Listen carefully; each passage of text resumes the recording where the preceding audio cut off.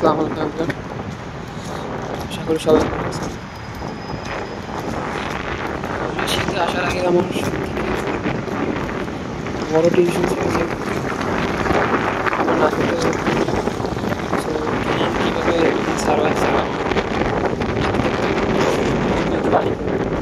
কারণ বাংলাদেশে যখন ছিলাম তখনই আমার দেখা গেছে যে মাসেই একবার এরকম হইতো যে নাক থেকে সবসময় পানি পড়তো, সাথে সবসময় রুমাল রাখতে হইতো। অলওয়েজ আমি সাথে রুমাল রাখতাম। বাট রাশিয়াতে আসার পরে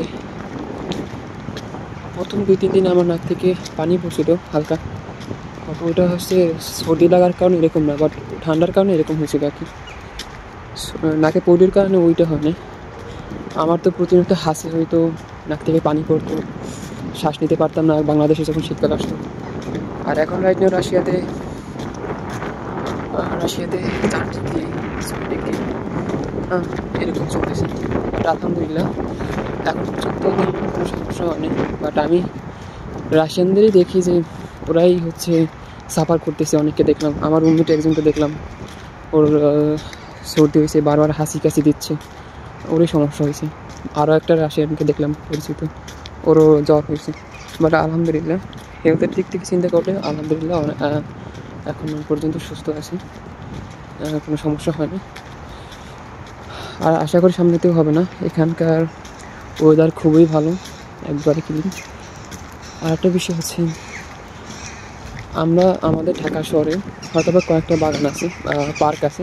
আর এইখানে মেইন সিটির যে এরিয়াতে কিছু দূর গেলেই গাছের বাগান পাওয়া যাবে, কিছু দূর গেলেই পার্ক। মানে ওদের এখানে গাছকে পুরাই প্রায়োরিটি দিচ্ছে। সো ওরা খুবই ওয়েদার সচেতন।